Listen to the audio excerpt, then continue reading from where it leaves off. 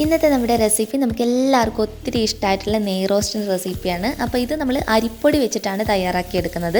അപ്പോൾ അരിപ്പൊടി വെച്ച് വളരെ എളുപ്പത്തിൽ തയ്യാറാക്കിയെടുക്കാവുന്ന നല്ലൊരു നെയ് റോസ്റ്റും അതിൻ്റെ കൂട്ടത്തിൽ ഹോട്ടൽ സ്റ്റൈലിലെ 2 ചട്നിയുടെ റെസിപ്പി ഉൾപ്പെടുത്തിയിട്ടുണ്ട്. അപ്പോൾ ഇന്നത്തെ റെസിപ്പി നിങ്ങൾക്ക് ഇഷ്ടപ്പെടുവാണെങ്കിൽ ലൈക്ക് ചെയ്യുക. ചാനൽ ആരെങ്കിലും ഇന്ന് പുതിയതായിട്ട് കാണുന്നുണ്ടെങ്കിൽ ഒന്ന് സബ്സ്ക്രൈബ് ചെയ്തിട്ട് അതിൻ്റെ തൊട്ടടുത്തായിട്ട് കാണുന്ന ബെല്ലൈക്കണിൽ കൂടി ക്ലിക്ക് ചെയ്യാൻ മറക്കരുത് കേട്ടോ. അപ്പോൾ എല്ലാവരും തീർച്ചയായും ട്രൈ ചെയ്ത് നോക്കാം. പെട്ടെന്ന് തന്നെ നമുക്കിതെങ്ങനെയാണ് തയ്യാറാക്കിയെടുക്കുന്നതെന്നുള്ളത് നോക്കാം. നെയ് റോസ്റ്റ് തയ്യാറാക്കിയെടുക്കുന്നതിനുള്ള ബാറ്റർ എങ്ങനെയാണ് ഉണ്ടാക്കിയെടുക്കുന്നതെന്നുള്ളത് നോക്കാം. ഇതിനു വേണ്ടി 1/4 കപ്പ് ഉഴുന്നുപരിപ്പ് നല്ലതുപോലെ കഴുകി വൃത്തിയാക്കിയതിന് ശേഷം ഒരു 4 മണിക്കൂർ വെള്ളത്തിൽ കുതിർത്തി വെച്ചിട്ടുള്ളതാണ്. അതുപോലെ തന്നെ പിന്നെ നമുക്ക് ആവശ്യമായിട്ടുള്ള വെള്ള അവിലാണ്. അത് ഞാനൊരു 10 മിനിറ്റ് മാത്രം വെള്ളത്തിൽ കുതിർത്തി എടുത്തിട്ടുള്ളതാണ് കേട്ടോ.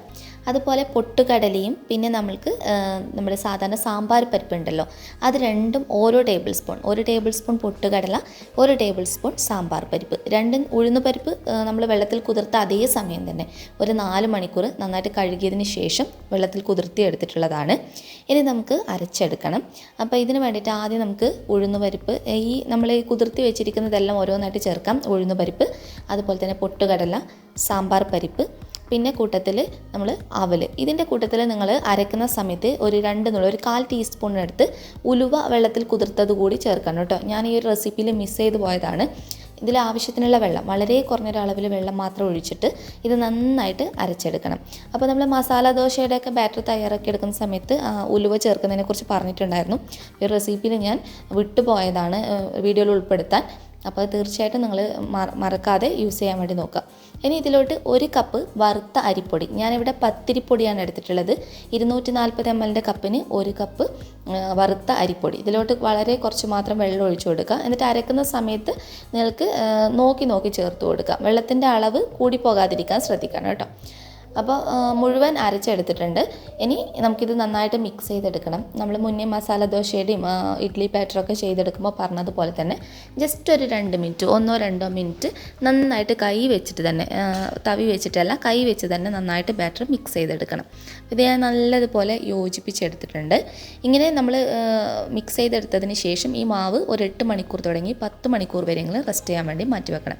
ക്ലൈമറ്റിനനുസരിച്ചിട്ട് ടൈമിൽ മാറ്റം വരും കേട്ടോ. അപ്പോൾ ഇനി നമ്മൾ ഇതിനകത്തോട്ടേക്കുള്ള 2 തരം ചട്നിയാണ് റെഡിയാക്കി എടുക്കുന്നത്.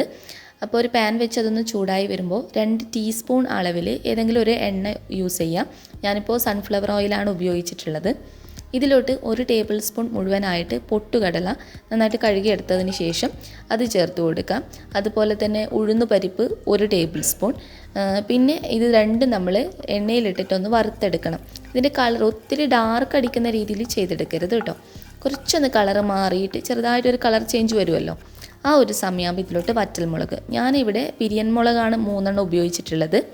ഒരു വലിയ വെളുത്തുള്ളി, ചെറുതാണെങ്കിൽ 2-3 ഉപയോഗിക്കാം. ഒരു ചെറിയ സവാളയുടെ പകുതി ഭാഗം, അതുപോലെ ആവശ്യത്തിനുള്ള ഉപ്പ്. ഇനി ഇത് ചെറുതായിട്ടൊന്ന് വഴറ്റിയെടുക്കാം. ഒത്തിരി സമയം വഴറ്റേണ്ട ആവശ്യമില്ല. സവാള ചെറുതായിട്ടൊന്ന് സോഫ്റ്റായിട്ട് കിട്ടിയാൽ മാത്രം മതി. ഇനി ഇതിലോട്ട് നല്ല പഴുത്ത ഒരു തക്കാളിയാണ് ചേർക്കുന്നത്. അപ്പോൾ സവാള ചേർക്കുന്നതിൻ്റെ ഇരട്ടി എപ്പോഴും തക്കാളി ഉപയോഗിക്കാൻ വേണ്ടി നോക്കുക. തക്കാളിയുടെ ടേസ്റ്റ് ആയിരിക്കണം മുന്നിട്ട് നിൽക്കേണ്ടത്.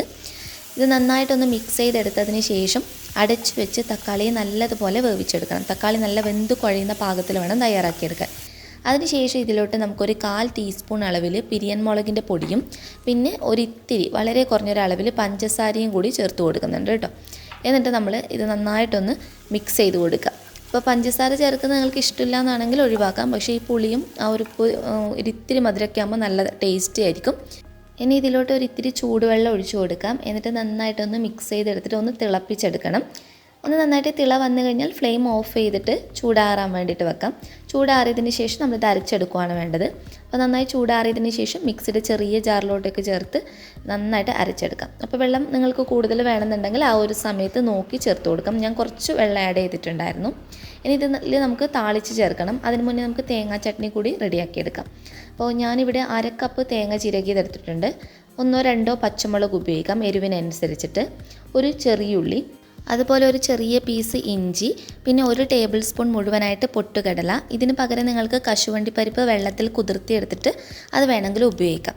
ആവശ്യത്തിനുള്ള വെള്ളം കൂടി ഒഴിച്ചു കൊടുത്തതിന് ശേഷം നന്നായി അരച്ചെടുക്കണം. നല്ലതുപോലെ അരച്ചെടുത്തതിന് ശേഷം ഇതിലോട്ട് നമുക്ക് ആവശ്യത്തിനുള്ള ഉപ്പിട്ട് കൊടുക്കാം. എന്നിട്ടൊന്ന് മിക്സ് ചെയ്തെടുക്കാം. ഇനി 2 ചട്നിയിലോട്ടേക്കും നമുക്കൊന്ന് താളിച്ച് ചേർക്കാം.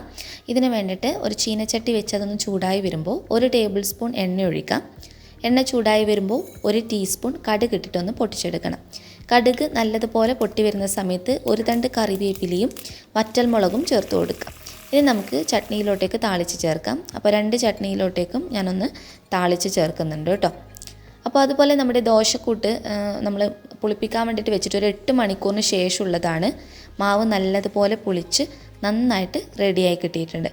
അപ്പോൾ ഇത് അരിപ്പൊടി വെച്ച് തയ്യാറാക്കി എടുത്തിട്ടുള്ള മാവായതുകൊണ്ട് തന്നെ ഇതിലോട്ട് നമുക്ക് ചെറിയൊരു കാര്യം കൂടി ആഡ് ചെയ്യാനുണ്ട്. അപ്പോൾ അതിന് വേണ്ടി ഒരു ബൗളിനകത്തോട്ട് ഒരു 2 ടേബിൾ സ്പൂൺ അളവിൽ മാത്രം വറുത്ത അരിപ്പൊടി, നമ്മൾ നേരത്തെ എടുത്ത പത്തിരിപ്പൊടി വറുത്തത് തന്നെയാണ് ഉപയോഗിച്ചിട്ടുള്ളത്. ഇതിലോട്ട് 1 ടീസ്പൂൺ തുടങ്ങി 1.5 ടീസ്പൂൺ വരെ പഞ്ചസാര ഉപയോഗിക്കാവുന്നതാണ് കേട്ടോ. ആവശ്യത്തിനുള്ള ഉപ്പ് കൂടി ഇട്ട് കൊടുക്കാം. ഇനി കുറച്ച് വെള്ളം ഒഴിച്ചു കൊടുത്തിട്ട് ഇത് നന്നായിട്ടൊന്ന് മിക്സ് ചെയ്ത് യോജിപ്പിച്ചെടുക്കണം. ഒട്ടും കട്ടയില്ലാത്ത രീതിയിൽ യോജിപ്പിച്ചെടുക്കണം. പഞ്ചസാര ചേർക്കുന്നത് നമ്മൾ നെയ് റോസ്റ്റ് തയ്യാറാക്കി എടുക്കുമ്പോൾ ആ ഒരു ചെറിയൊരു കളർ ചേഞ്ചൊക്കെ, ആ ഒരു ഗോൾഡൻ കളറൊക്കെ കിട്ടുന്നതിന് വേണ്ടിയിട്ടും നമ്മളിപ്പോൾ അരിപ്പൊടി ചേർത്തതിൻ്റെ കാരണം ഈ ഗീ റോസ്റ്റ് നല്ല ക്രിസ്പി ആയിട്ട് മൊരിഞ്ഞ് കിട്ടുന്നതിന് വേണ്ടിയിട്ടാണ്. അപ്പോൾ പച്ചരി അരച്ചിട്ട് തന്നെ നിങ്ങൾക്ക് ഈ ഒരു ഗീ റോസ്റ്റ് തയ്യാറാക്കി എടുക്കാവുന്നതാണ്. നമ്മൾ മസാല ദോശ ഉണ്ടാക്കുന്ന സമയത്ത് അത് കാണിച്ചിട്ടുണ്ടായിരുന്നു.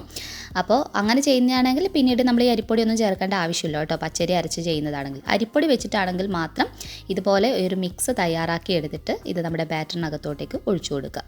ഈ മിക്സ് നമ്മൾ ഒഴിച്ചു കൊടുത്തതിന് ശേഷം ഒത്തിരി സമയം നമ്മുടെ ബാറ്റർ അങ്ങ് ഇളക്കി യോജിപ്പിക്കേണ്ട ആവശ്യമില്ല. എല്ലാം നന്നായിട്ടൊന്ന് യോജിച്ച് കിട്ടുന്നവരെ മാത്രം ഒന്ന് മിക്സ് ചെയ്തെടുത്താൽ മതിയാകും കേട്ടോ. അപ്പോൾ അതിന് ശേഷം നമുക്കിത് ഗീ റോസ്റ്റ് തയ്യാറാക്കി എടുക്കാവുന്നതാണ്.